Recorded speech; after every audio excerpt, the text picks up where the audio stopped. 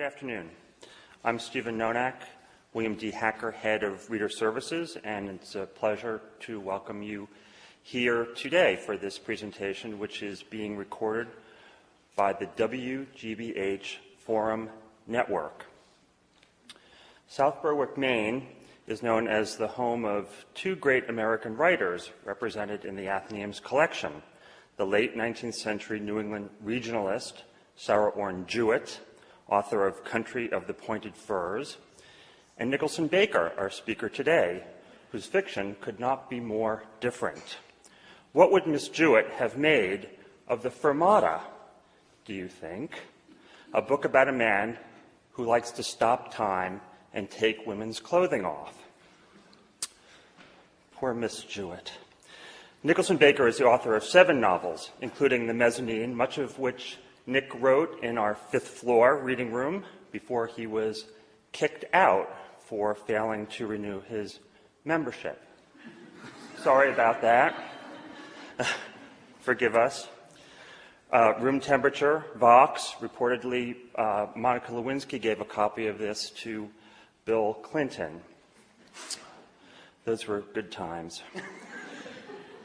The Fermata, a box of matches, and Checkpoint, published last year, concerning a plot to assassinate the current president. He is, as well, a frequent contributor to the Atlantic Monthly and the New Yorker, and is a recipient of numerous awards. Nick is a passionate advocate for the traditional role of libraries in society, some years ago campaigning against the destruction of card catalogs by libraries, rushing to automate, and the weeding of collections by libraries concerned with the cost of storing books they felt few were reading. Well, we've preserved our card catalog here, and we rarely purge our collections, I'm happy and relieved to say. Nick's quest to preserve American newspapers slated for destruction by the British Library led to the establishment in 1999 by Nick and his wife, Margaret Brentano, of the American Newspaper Repository. In 2001, his research resulted in the book Double Fold, in which he railed against microfilming and the destruction of original newspapers and condemned librarians for being obsessed with technological fads. By the way, I downloaded your biography from Wikipedia, the online encyclopedia. I think it's safe to say that Nick doesn't hate librarians, but that he's frequently disappointed by us. The collections of the American Newspaper Repository are now safely housed at Duke University, and we can thank Nicholson Baker for this successful campaign of courage and devotion to the cause of preserving our cultural heritage. One of the newspapers saved from destruction was the New York World. The World on Sunday, graphic art in Joseph Pulitzer's newspaper, 1898-1911, by Nicholson Baker and Margaret Brentano, is a sumptuous publication by Bullfinch Press, copies of which will be available for signing following this presentation. I've gone on for too long, so without further ado, ladies and gentlemen, my friend Nicholson Baker.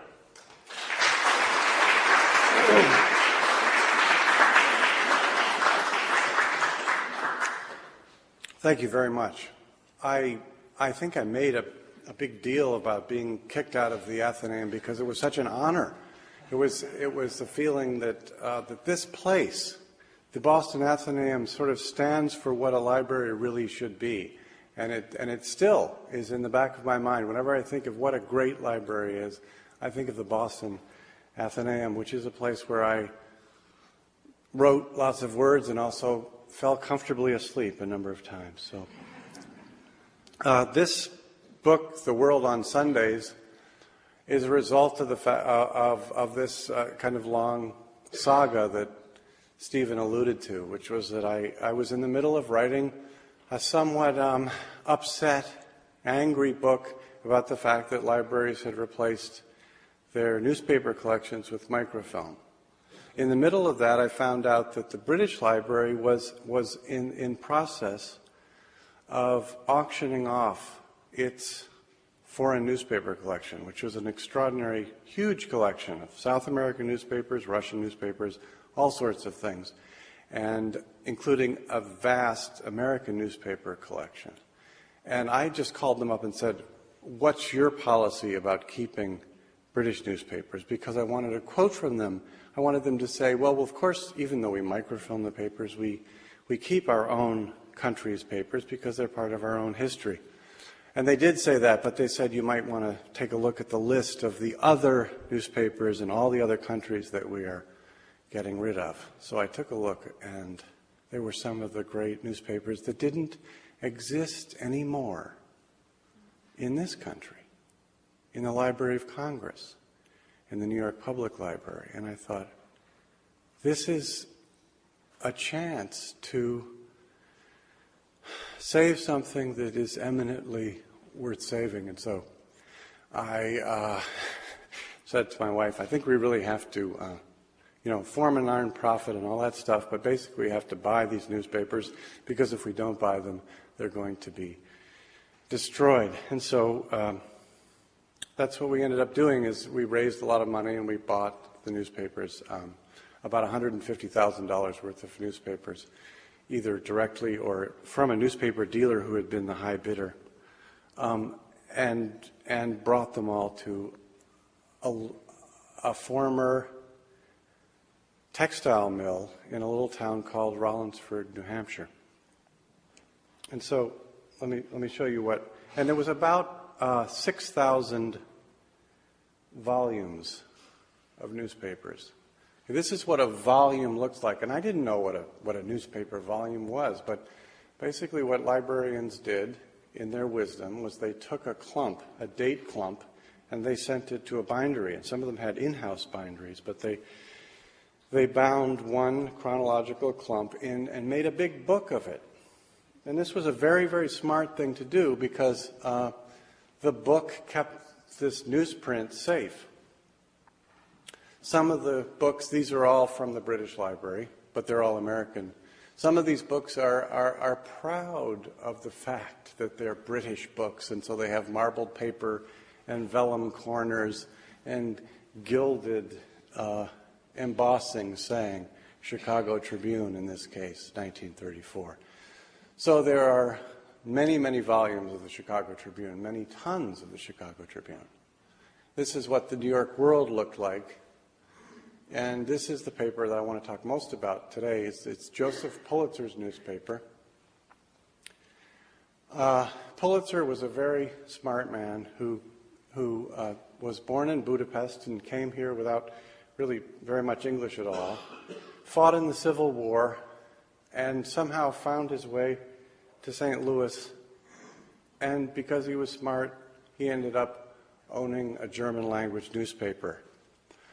And eventually, through some buying and selling, he owned an English language newspaper. And he became a rich man in St. Louis. And he wanted, however, something more. So he moved to New York. And he bought a quiet newspaper called the New York World and turned it into what we think of as the newspaper.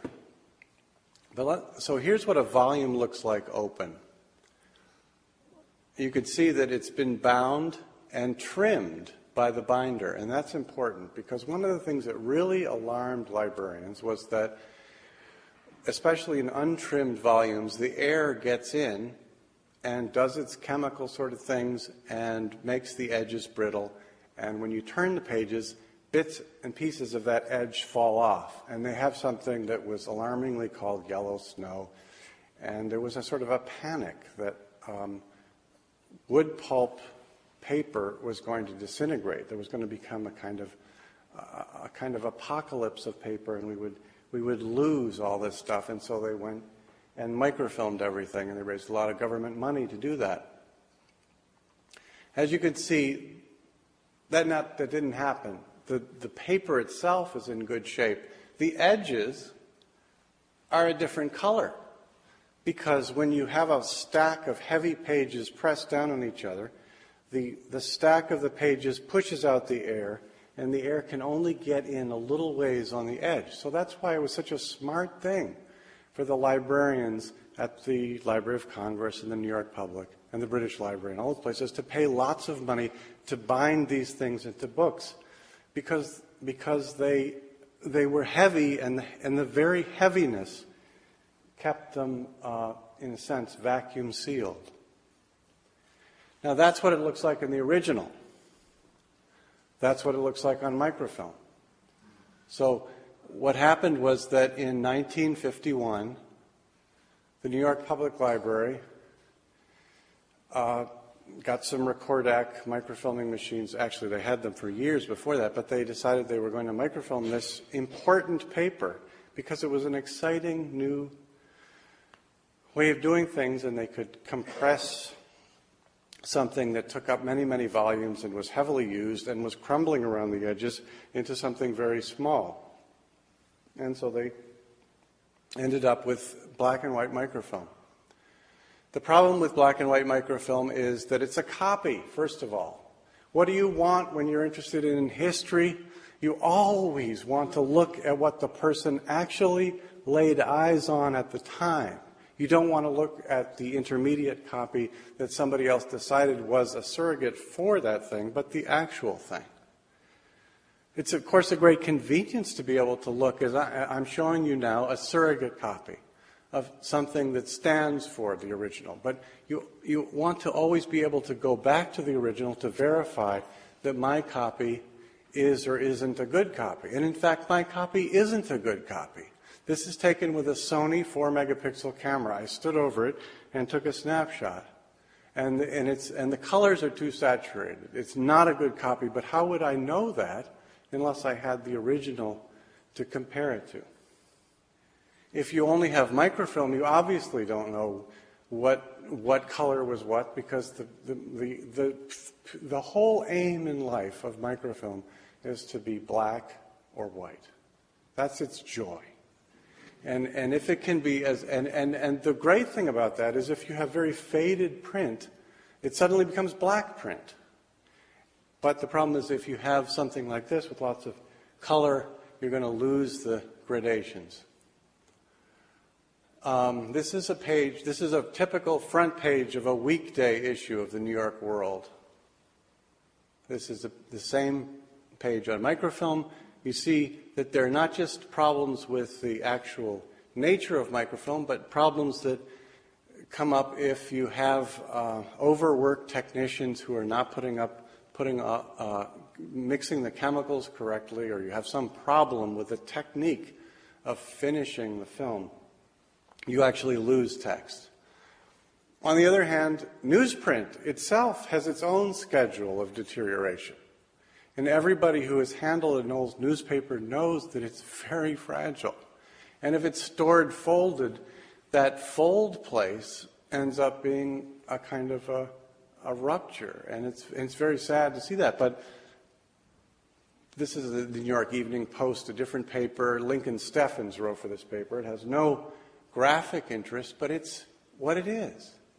Here's the microfilm of that same day. So you know that sometimes you actually lose the words. It's not just a question of losing the artistry, but the actual words that were printed on that day. So there are important reasons for keeping the originals that are over and above the kind of the curatorial, the art historian, the book fetishist kind of reasons. This is another kind of volume. This is a tabloid, the New York Post. The little oval in the lower corner says Library of Congress. The Library of Congress had as its chief librarian in the end of the 19th century a former newspaper editor who loved newspapers. So he established a policy that he would take 2 newspapers, a right wing and a left wing, from every important city. And he built this enormous collection that grew and grew, and it was just overwhelming to the librarians, and so they ended up getting rid of it. I bought this at a warehouse that was sort of an elephant graveyard of old newspapers. And you could see that it was the copyright deposit issue. The Library of Congress is the only library that compels publishers to send their originals to it. But there's no corresponding obligation on its part to save those originals. It's just that they want to see them, and then they'll decide whether they want to keep them or not. Other national libraries are compelled to keep them, including the British Library, compelled to keep their own nation's papers. So here's where the Library of Congress's issues, bound volumes of the Washington Star, ended up in a warehouse. You can see the same ovals, and you see those cut marks. What do those mean?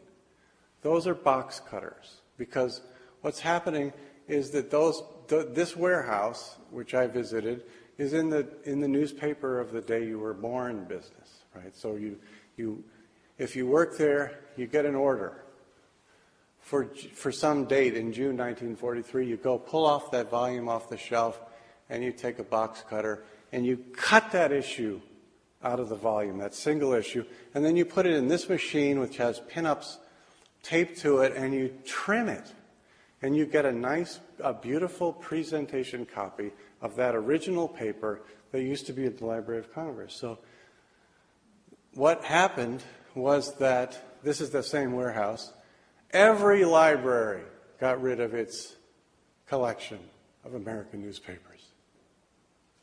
This is the New York Times in that collection, having been quarried.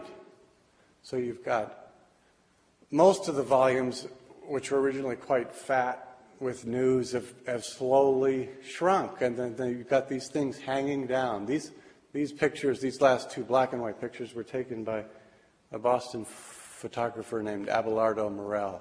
I said, you've got to come to this place in Rahway, New Jersey, where they're cutting up all the newspapers, and he did. So that's why when my wife and I found out that the British Library was getting rid of its American newspapers, we thought, we got to do something. And so we did, and we bought this large collection, and one thing they did very thoroughly was they stamped each volume with that. Or when it said British Museum, because the British Library and the British Museum used to be one, they would overstamp BL cancelled with that. That was the one methodical thing they did. Every single volume of all those thousands of volumes, they stamped it that they didn't own it anymore. And I understand that. Anyway, many tractor-trailer loads came to this little mill in Rollinsford, New Hampshire, which is where we ended up renting because it was the cheapest place, and it happened to be about 1.5 miles from where we lived. And my wife, Margaret Brentano, shelved the entire run of the New York Times. That's sort of the length of a locomotive beginning in the First World War and going through 1958, which is the kind of cutoff date when the British Library decided that it was going to follow the American example and use microfilm for everything. The 60s, it turns out, are the great windswept plains of newspaper history. You cannot find newspapers of the 60s or 70s. It's just impossible because there are no bound volumes to quarry from.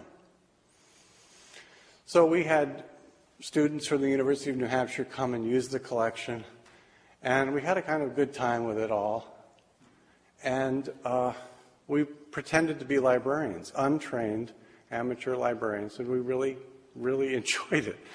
In fact, my wife is now a volunteer librarian at the South Berwick Public Library. So there have been long-term changes as a result of this effort. This is what the New York World looked like before Joseph Pulitzer bought it. It's a newspaper that is enslaved to tiny type because it's printed on rag paper, and it has only 8 pages to work with. So if you've got a lot of news, you just squunch it down. It may be a sensational story, but it's going to be an agate type, and you're going to have to use a loop to read it. So that's what the World looked like when he bought it.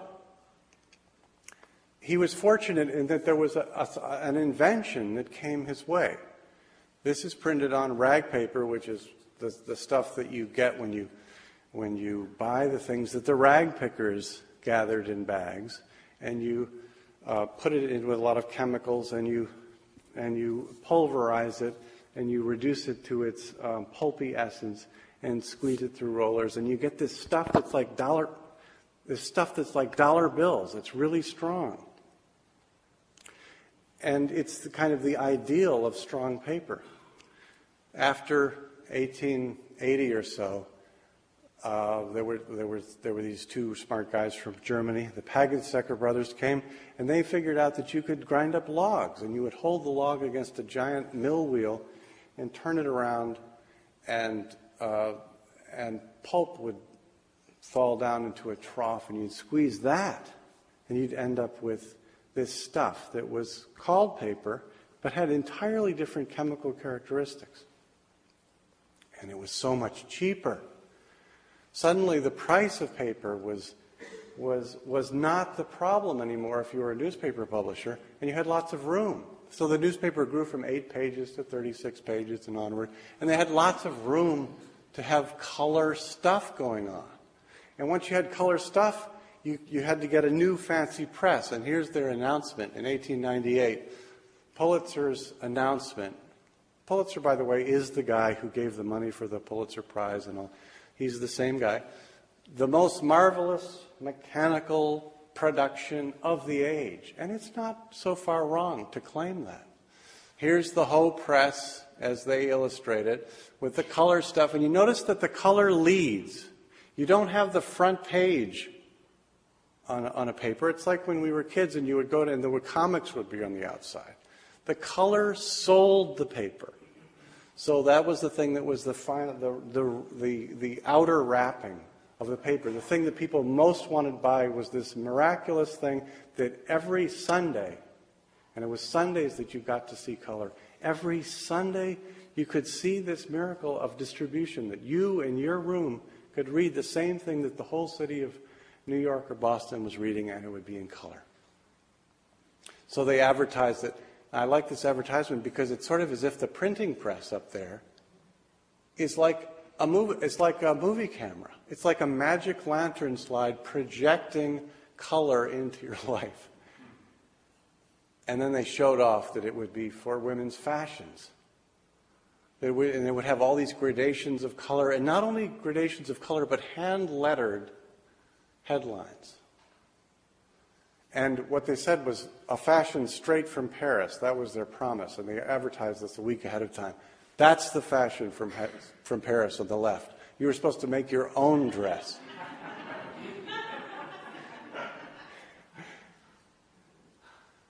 And, of course, one of the things that Pulitzer gave us was the funny pages.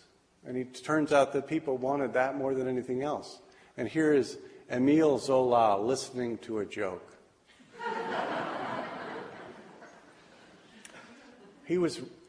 Now, I should say that he was not, because he was practically blind when this paper was being published. The paper was described to him. He was a very high-strung person who nonetheless knew when people were buying the paper. So it was his lieutenants who were telling him that when he had things that were big and somehow arresting and that had eyes in them, that people wanted to look at them. So here's the woman's world, and that's the other thing that he did was bring a women's section into the paper, into the Sunday paper. But eyes were fascinating too. Here's a page of eyes. Now this is done by Outcalt, who is known for the Yellow Kid, but he was also quite a good draftsman. And so the idea here was that you would look at all these things and you would compare the eyes of various animals to the eyes of famous statesmen and politicians. The eye of a wild horse, which politician would that fit? And then this is the great thing that my wife and I discovered looking through these papers, and she's the one who really went through the world methodically and found most of this stuff, but is that they had fun. They had such a deadline. They had such an obligation to come up with a newspaper that would be out on Sunday, 500,000 copies, that they just did whatever they thought of. And there was very little, there were no committees saying that you shouldn't do this. So Outcalt wanted to paint a black eye in its various stages. He did it.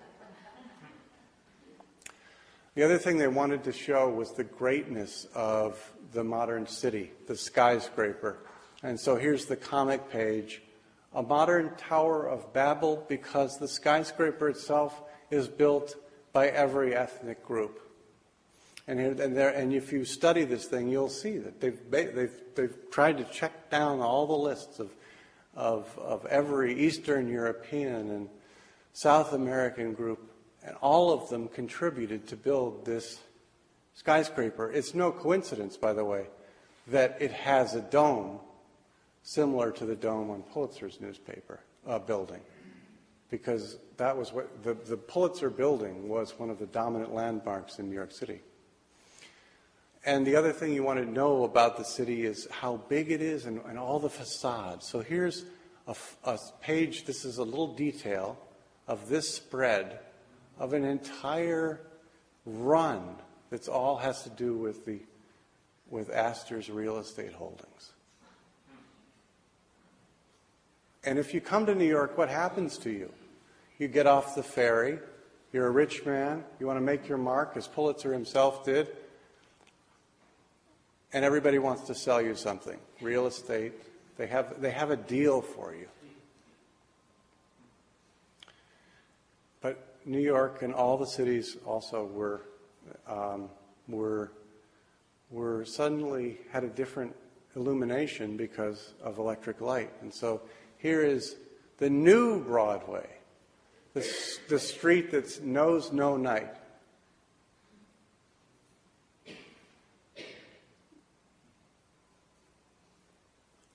I saw that and thought that it's so similar to, I mean, in a way, the wonderful thing about newspapers is not that they are so different from us, but how close they are to us. When you see them actually, there's almost nothing that's new. I mean, it's strange in that there are elements of it that are new, are different, but this is such a similar, such a familiar kind of urban landscape. Beautifully printed, because they were showing off their yellow and all that stuff, but also, and beautifully drawn. This was their house artist named Biederman. During the Spanish-American War, Pulitzer and Hearst got into a kind of battle for supremacy, and they essentially ramped up this war with Spain, and then they wanted us to be proud of the fact that we had enormous guns on our Navy. So the page of guns, I mean, you look down and it's just this, you're looking at the actual size, you're looking down the barrels of these cannons. And this was the world's portrayal by George Lukes, who then became a somewhat well-known Ashcan school artist, of the Spanish demon. Because you have to demonize the enemy, and all around him are all the atrocities that he has committed, because he is the enemy. There they all are. See, little tableaus, and they in front of the sun. And they would be, I think these artists were given the colors of the week. We're going to move with yellow this week, and you're going to really give us something dramatic that will leap out. And Lukes, who is a young man having a great time, just obliged. Or they would hire Mark Twain to write an original essay for the Christmas number, and then illustrate him with his eyes staring straight at you so that you knew it was Mark Twain talking to you in an age before radio. They also published news. Their big news in 1899 was that Susan B. Anthony says there are worse things than polygamy.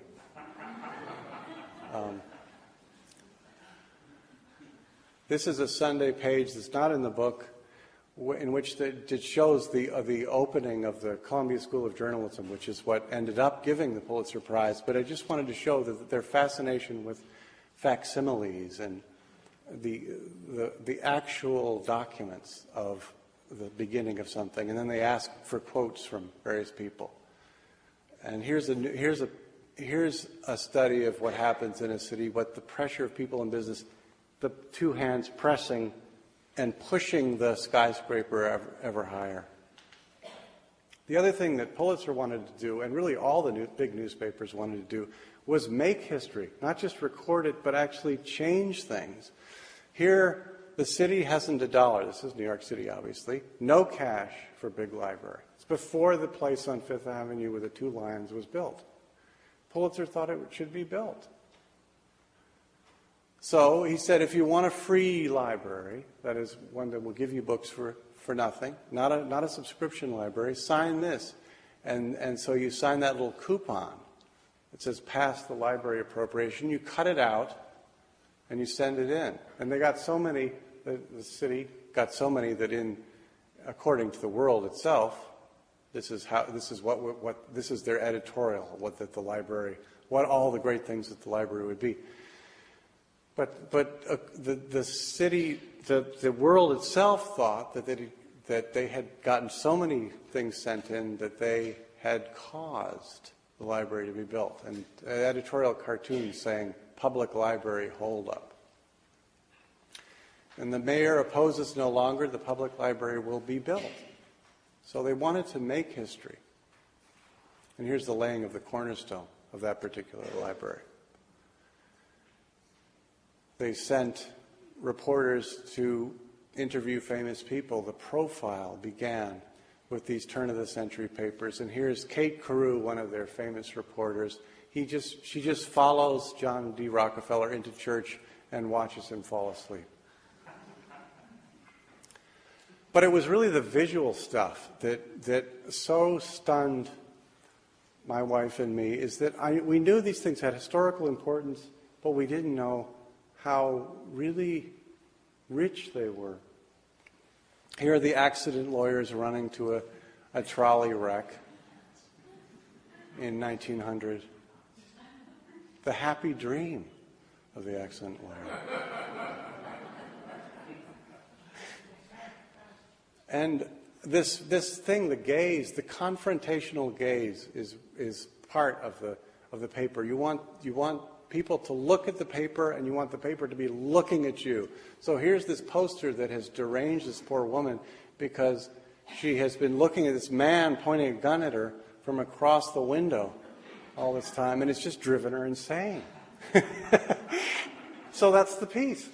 And that's what you read on Sunday, was this story of this poor woman driven insane. And there's a little sidebar about the yellow wallpaper, the story about the woman driven insane by the yellow wallpaper, so you'd actually learn a little literary history at the same time. Roosevelt, you're not just going to learn about Roosevelt and his White House, you're going to get a cross-section of Roosevelt's White House. And this was done by Biederman again, who was the cross-section man. He was obsessed with architecture. And any time they need a fancy building, you got Biederman on the job. And when Easter came around, you wanted to give people the opportunity not just to design an egg, but to actually color the egg with your newspaper. So you're supposed to cut out these designs and then hold them over the egg. After soaking them in vinegar, hold them for 5 minutes and let the New York World kind of seep onto that egg. And you were going to have an Easter egg as designed by Sahlberg, who was the colorist in the art department, who was the guy who figured out all the colors and how to shoot things through various filters in order to get the color separation to work. Another thing that Sahlberg figured out was that you could actually offer people watercolors. You'd moisten those squares up on the top with a brush and then color those things in. It was the world's wonder paint box. So kids or whoever would color those things in and then send them in. On the right-hand side is George Harriman. That's before Crazy Cat, which is famous for, but that's where he was first published. But then when you send in your watercolors as an aspiring child artist, they would then publish the best ones in a later Sunday. Sports, you had the football hero of 1902, but it was the World, so it was going to be a little bit of an expose. So you were going to show all the different places on this football hero where he had been injured. The concussion of the brain from a guy from Yale. The neck broken, George McClure, dead. Collarbone broken, nose broken. And there was a lot of weird science in this paper, too. The idea was to dip a tube of radium in that solution in every glass until it glowed, and then raise it and have a fine radium toast. And it's called liquid sunshine. When the subway opened in New York City, they, of course, had to have a special subway number. And they just wanted stuff that grabbed you. So here's William Beebe, who went way under the ocean, but he also happened to be a person interested in the zoological park in the Bronx. So they illustrated it. Skyscrapers were their obsession. How far can New York climb into the sky? And the problem for the New York World was that actually some skyscrapers were taller than the World Building. There's the World Building, that dome. The building itself, which was a great landmark, was torn down to make an off-ramp for the Brooklyn Bridge. But the New York, so the odd thing is that the World Building is gone, and the New York World newspaper, which was a landmark in American publishing, the most influential paper in American history probably, is also gone, except for this one run that the British kept. Another weird science thing, Tesla's tidal wave was to make war impossible. So he was going to create an artificial tidal wave. It was going to take the destroyer, lift it up, and flip it over. But of course, because it's the world, you don't just have the diagram. You're going to have the destroyer in the process of being destroyed. You know what's the actual the article is irrelevant. The words, the text, are there to show you the text is there. But it's the picture that they're most interested in. This is one of the last illustrations in the book because we wanted to give a picture of almost a decade, or a little over a decade of life, 100 years ago. What was it like to read the Sunday paper and just to muse over things at that period? And this is just towards the end when they imported a bunch of European artists to look at American subjects. So here's a rooftop scene drawn by a man named Pilke, who is totally forgotten. There's no other, but he's an early version of something that becomes a thread that leads into what we think of as modernism. With those very spare balloons, lights above. Here's another European artist they brought over to illustrate Bathing Beauties, which is one of the ongoing themes of the American newspaper. The 20s changed the world entirely, and it became the literary paper. It stopped being sensational. Pulitzer was dead by then, and it now was the paper that you aspired to write in if you were Dorothy Parker or Robert Benchley, Benchley was in the Tribune, Joe Mitchell, A.J. Liebling. This was the classy paper, and the arguments on foreign pro and con about suffrage were played out in the newspaper. So that was the pro argument that your wife and your daughter were voters. This was the vote no on women's suffrage, okay, sponsored by the Man Suffrage Association. And then, of course, you had to have the women who were against suffrage. And why were they against suffrage? Because the pacifist, socialist, feminist women who favor women's suffrage are going to weaken the government. And if we give women the vote, the government is going to become pacifist and feminist. And it's a bad thing. On the other hand, you had chorus girls. They were given an intelligence test, and the results astonished the psychologist. So that was a picture of the world.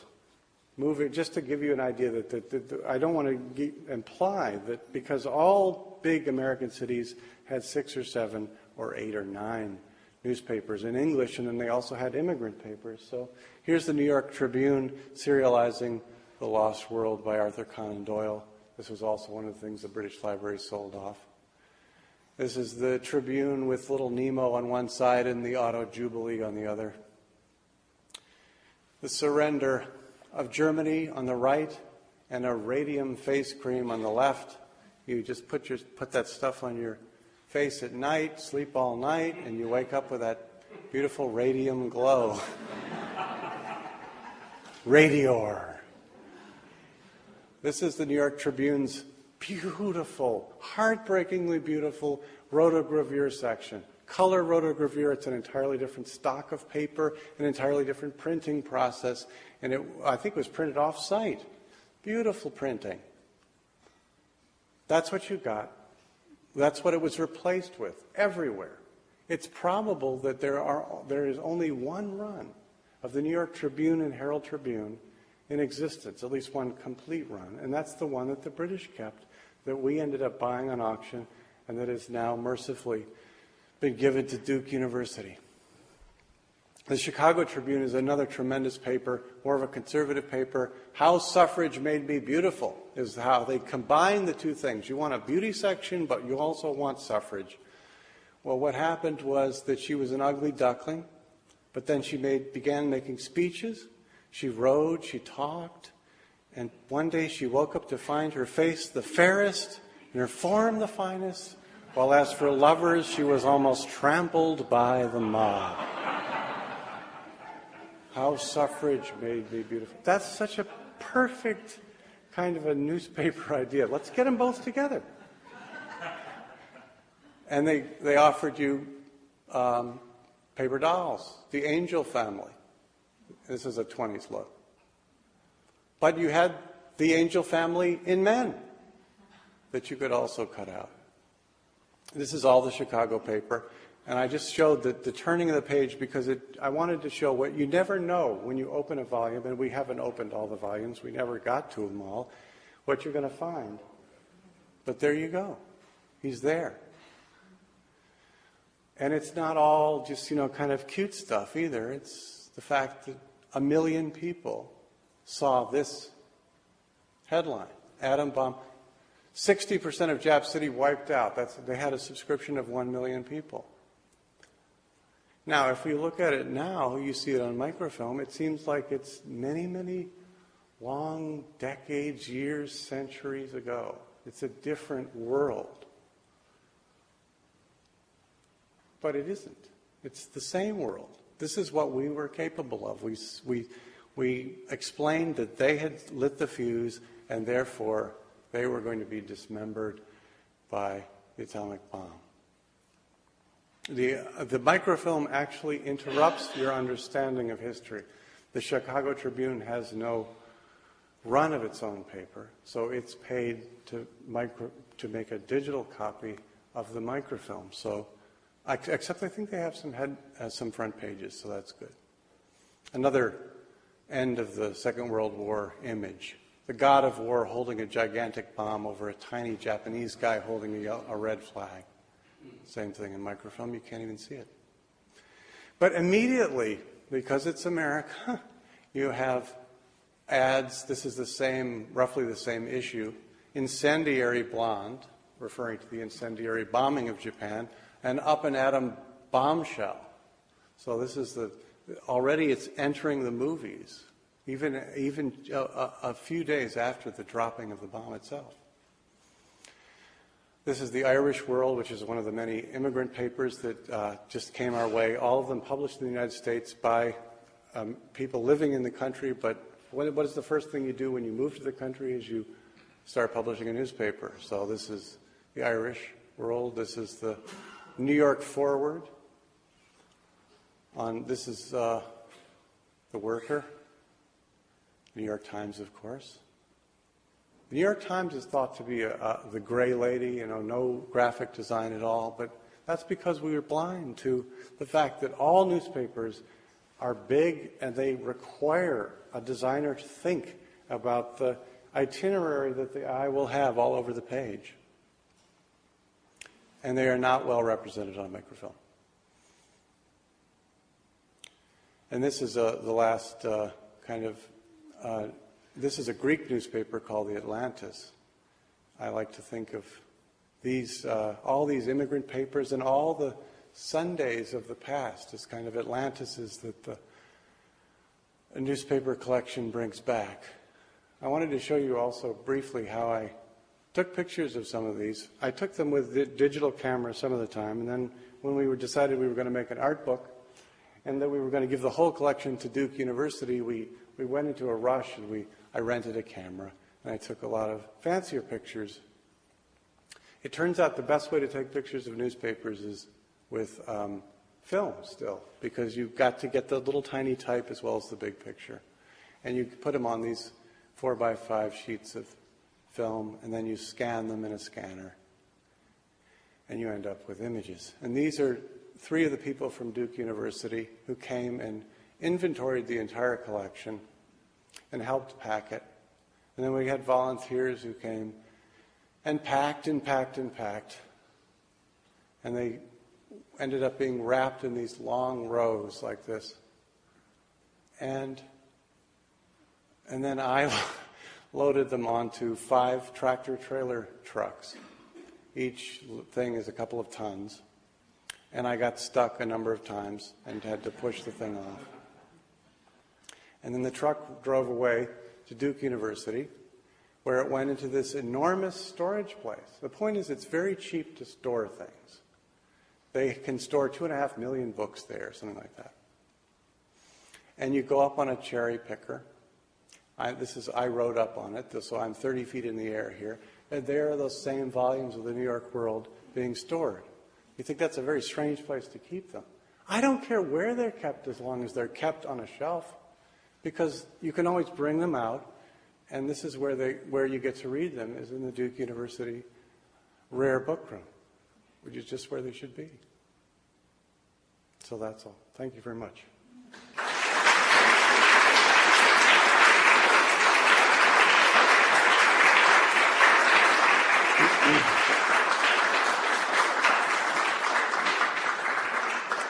Thank you. I guess is there a minute or two for questions? Sure, yes. Any questions? Yes. Why did they take apart those newspaper-bound volumes? They want a particular article? Why did they take apart the bound volumes? If you're a newspaper dealer and you have a little agreement with a man on the loading dock at a major research library, and you end up with 500 volumes of a newspaper, what are you going to do with it? The only way to make money, you're not going to find another buyer who wants 500 volumes because the antiquarian book market is just not set up that way. The only way to make a living as a book dealer in the past from old newspapers is to sell them individually. If you find a volume that mentions Al Capone, an issue that mentions Al Capone, you slice it out. If you find a cartoon page, a Crazy Cat page, slice it out. You could sell that page for $100. So the volume is, in a sense, just the source for these individual things. And this has a long history. Medieval manuscripts are cut. You know, it's just something. It's one way to make a living. And these people are not horrendous, evil people. They're just people who see that there is a commercial possibility there. The mistake is to allow those people to own this stuff.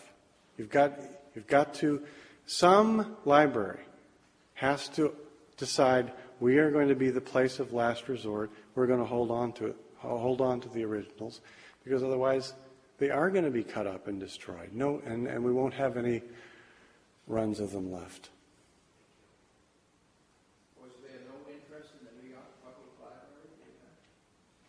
Well, the New York Public Library was the pioneer. The 2 pioneers of microfilm were the Library of Congress and the New York Public Library. And now I think they understand because it's obvious. I mean, it's obvious that we're 100 years later, we look at the stuff and it's beautiful, and we think, well, of course we should keep it. But in 1950, it was harder to understand because it was just old stuff. It was popular literature, which wasn't the really meaty stuff. It wasn't the words, it was the pictures. We didn't understand popular culture. So they didn't get it then, and that's why they tossed out their run, and the Library of Congress got rid of their run. And the New York Times, for instance, has no run of its own paper. You can't depend on individual companies to own it. So, but there is a good, in Boston, the Boston Public Library and the Boston Athenæum have held on to their newspaper collections. Now, why is that? I guess it's because, they've been around for a while. They know that times change. These things are worth looking back at in the original. But anyway, the Boston Public Library has kept, as last time I checked, has kept its newspaper collection, but not the Library of Congress. You brought it along to this stage. Instead of Duke, wasn't New York University? At the time that I gave it, that my wife and I decided to give it to Duke University, the New York Public Library wasn't interested because they had been insulted by me. Who can blame them? I was saying they were bad for having thrown something out, and they were very unhappy with me. Since then, this is an odd thing. The head librarian of Duke University is now in charge of the New York Public Library's research library. So it might have been entirely different then. He's the guy, David Ferriero, who when I met him, said, I'll take him down at Duke. He said, I'll take him. We have room for him. I understand it completely. And because it's not like librarianship is some monolithic. There are all sorts of people who understand perfectly well why things should be kept. And then there's some people, sometimes they're unfortunately in a position of power, who don't understand that, who force libraries to get rid of things that people who work there would rather not see go out on the loading dock. As I heard your story, it sort of ends in 1958. What about papers that are published today? Are they preserved, and is it as important to preserve them as we have this digital age? Well, one way to look at that is that we're in this kind of twilight moment. And I think that the New York Times and the Boston Globe have never looked better, And I think that the designers know that they're on the edge of something, that it might be that it'll all be electronic in some number of years. They don't know. We don't know. But they are doing stuff that is big and is only understandable as a printed object because they know they're imperiled. So, of course, we should be keeping them. Have I succeeded in making that point to the Library of Congress? No.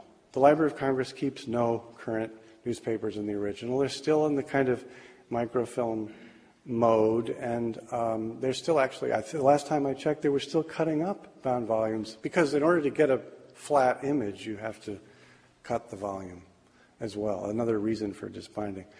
But the New York Times, the Boston Globe, all big papers and little papers ought to have at least one or two places that say, yes, we'll take those, and we don't even have to spend the money to bind them. We put them between two stiff pieces of cardboard and tie them up, and they'll be there.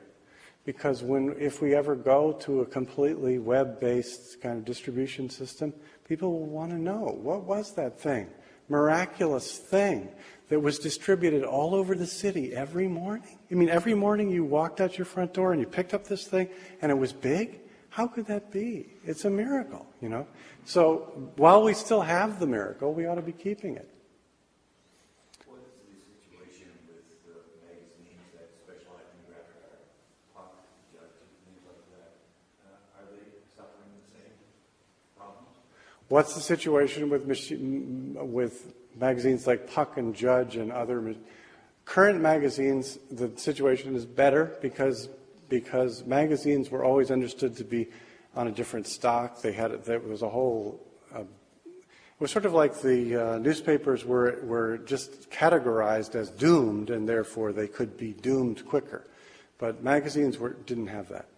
So but on the other hand, there were very few copies of the great early illustrated magazines, comic magazines like Puck and Judge kept.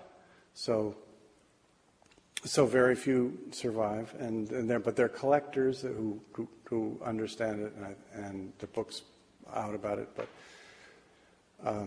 the same sort of scrutiny ought to be put onto newspapers, I think. Yes? As technology caught up with preserving the newspaper, like they could put on a CD-ROM, full color and everything else. Anyone attempting that these days, other than you? Well, I'm not attempting it, but I think that the New York Times is, to its credit, it doesn't keep its own newspaper. It just buys microfilm, and when it brought out a product of the old newspapers, it scanned the microfilm, so that's not quite right. But it keeps the PDF files, the Adobe Acrobat files, of its own paper. So presumably you could, in 10 years, reconstitute it, print out a new copy. But is that actually what you want? What you want is the thing. Joseph Pulitzer's paper came off the printing press in 1898. It was the ink from 1898. It was the paper. It was the machinery of 1898. It was this thing that went through all kinds of rollers in 1898 and was cut and distributed and given to a librarian who bound it. That's what you want. The actual time machine that pulls you back to that year. You don't necessarily want it's fine. It's great to have this ability to reconstitute an image, but that's something new that you're creating in 2025 that you want to look at then. We want the old stuff as well, because how will you know whether it's an accurate reproduction in 2029 unless you have something to look back at that has aged and you can compare it to? One more question, sorry. When did they begin to color newspaper, as a whole? When did they begin to print newspapers in color? It was in the 1890s. I think that the official thing is maybe the Chicago Inter-Ocean or something. And it was this, but color printing had been around for a while, but the idea that you would actually squander all those different tones of ink on wood pulp paper and send it out to zillions of people was new. And really the person who pioneered it in quantity was Joseph Pulitzer. And then, so all through the 1890s, his paper just became an immense success as a result of that. And that's what drew Hearst in, who then bought his own printing presses, and Chicago papers and Boston papers all got color presses. So if you think of the years leading up to the turn of the century, to 1900, that's a rough point at which color really enters the vocabulary of Sundays. To follow up the question with, when did they develop rotogravure? Rotogravure as far as newspaper production? That's a good question. In other words, basically the type of coloring and composition that the New York Times, I believe, first introduced. Well, the thing that we call the roto pages, I mean, the problem with answering a question like that is A, I don't know the answer, and B, there are so many different things that are called rotogravure, that because it has a certain look, a sepia tone, a very fine grain, and it was arrived at different ways. So if you look at the machinery and all these things were carefully tuned, but the point is that rotogravure is something that hit newspapers increasingly in the early years of the 20th century, and then the roto sections then went away for a while. But now we're in a kind of renaissance of visual interest in newspapers. If you look at any of these papers, they're beautifully designed. The color printing is expert. They use a kind of clay-based paper that makes the colors pop out. And so we have, in a sense, the equivalent of rotogravure printing happening every single day. And so we should value that. And I think the Library of Congress especially should change its policy and start collecting these things. Thank you very much.